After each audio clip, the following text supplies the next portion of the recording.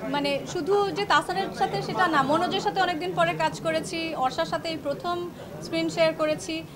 তো গুণী অভিনেতাদের সাথে, শিল্পীদের সাথে কাজ করতে তো ভালো লাগে। করেছি কি খারাপ করেছি সেটা আপনারাই বলতে পারবেন, একমাত্র আপনারাই। সো আপনাদের জন্য এটা খুব ইম্পর্টেন্ট দেখা। এটা আমি আসলে স্পয়লার দিতে চাই না। ক্রীড়া সাংবাদিক, তবে তার মধ্যে অনেক লেয়ার্স আছে, সেটা আপনারা দেখলে বুঝতে পারবেন। আমি চেষ্টা করেছি, আমার পরিচিত অনেক নারী সাংবাদিকরা আছেন, তো তাদেরকে একটু দেখার চেষ্টা করেছি যে তাদের কেমন, তাদের ফেসবুকে গিয়ে একটু স্টক করেছি। আরও নারী সাংবাদিক প্লে করেছে যেসব অভিনেত্রীরা, চেষ্টা করেছি যে তাদেরকেও একটু দেখতে কিছু ওয়েব সিরিজে বা সিনেমাতে। আমি নিজে আগেও একবার সাংবাদিক প্লে করেছিলাম আরেকটা ওয়েব সিরিজের জন্য, সেটা থেকে যেন আলাদা হয়, কারণ এটা মানে স্পেসিফিক্যালি ফোকাসিং অন ক্রিকেট।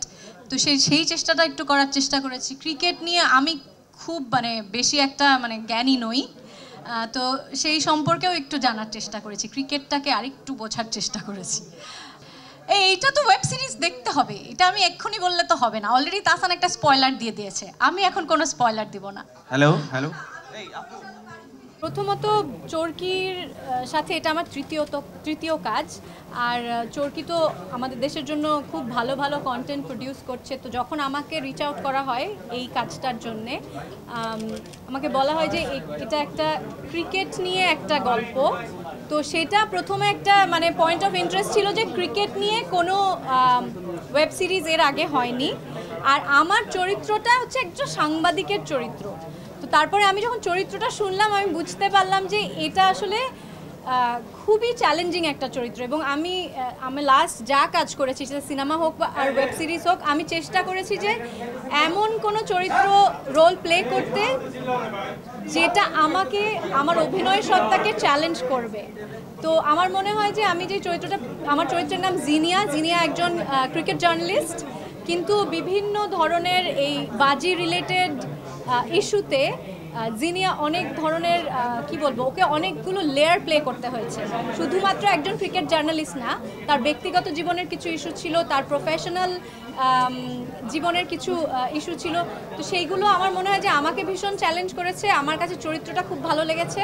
আর আরও অনেক গুণী অভিনেতা অভিনেত্রীরা। আচ্ছা, আমার মনে হয় যে আমরা সবাই ক্রিকেট প্রেমী বাংলাদেশিরা, আর অবশ্যই ক্রিকেট খেলা দেখা হয়। আমরা আমাদের দেশের ক্রিকেটাররা বিশ্বের এখন খুব গুরুত্বপূর্ণ জায়গায় আছে, খুব ভালো করেছে বাংলাদেশকে একটা বিশ্বে একটা অন্যতম জায়গায় নিয়ে গেছে ক্রিকেটে। তো ক্রিকেট খেলা তো সেই কারণে আমি বলছি, আপনার উত্তর ছিল আমি ক্রিকেট দেখি কিনা। হ্যাঁ, দেখা হয়। তবে হ্যাঁ, আমি বলবো না যে আমি খুব একটা জ্ঞানী এই বিষয়ে বা আমি ভীষণ ক্রিকেট বোদ্ধা, আমি সেই রকম না। কিন্তু জাস্ট একটা স্পোর্টস হিসেবে আমি এটাকে এনজয় করি। আপনার ফেভারিট ক্রিকেটার কে? আচ্ছা, হ্যাঁ বলেন, প্রশ্ন বলেন। আচ্ছা, ভবিষ্যতের কথা এখন না বলি, আমরা এই প্রজেক্টের কথা বলি। অনেক দিন পর স্ক্রিন শেয়ার করেছি একসাথে। সেটা শুধু যে তাহসানের সাথে সেটা না, মনোজের সাথে অনেকদিন পরে কাজ করেছি, অর্ষার সাথে এই প্রথম স্ক্রিন শেয়ার করেছি। তো গুণী অভিনেতাদের সাথে, শিল্পীদের সাথে কাজ করতে তো ভালো লাগে। তবে ভবিষ্যৎটা এখন এই মুহূর্তে বলতে পারছি না, কারণ আমি তো খুব কম কাজ করি।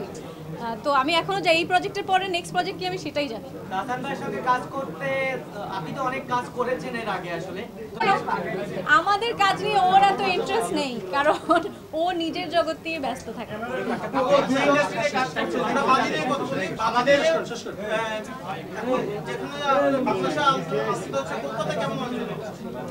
যিনি, আমি কলকাতা থেকেও খুব ভালো ফিডব্যাক অলরেডি পাচ্ছি। এখনো তো ট্রেইলারই কেউ দেখেনি, শুধু পোস্টার দেখেই অনেকে প্রশ্ন করছে যে এটা কি হচ্ছে, ক্রিকেট নিয়ে কি হচ্ছে, কারণ ওখানেও ক্রিকেট ভক্ত আছে অনেক।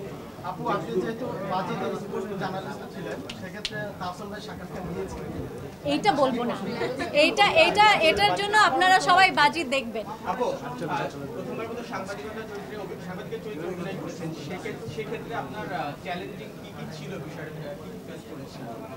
হ্যাঁ, আমার তো আমি যেটা বললাম যে চরিত্রটাই অনেক চ্যালেঞ্জিং ছিল। তবে হয় না যে শুধু সাংবাদিক না, এই জিনিয়া, আমার চরিত্রের নাম জিনিয়া, এবং জিনিয়ার একটা পার্সোনাল জার্নিও ছিল। তো সেই সাথে প্রফেশনাল জায়গায় অফিসে আসলে কীরকম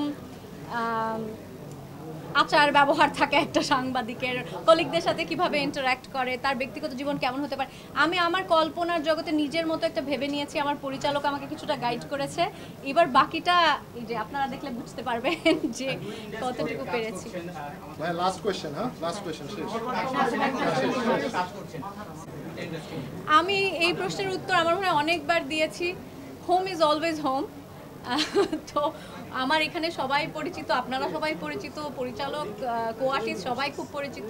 তো সে এখানে অবশ্যই কমফোর্ট জোনটা অনেক বেশি। আর তবে ওখানেও আমি 3 বছর এই পর্যন্ত যা কাজ করেছি, আমি খুব সুন্দর পরিবেশে কাজ করেছি, সবাই খুব ভালোভাবে অ্যাকসেপ্ট করেছে। Thank you.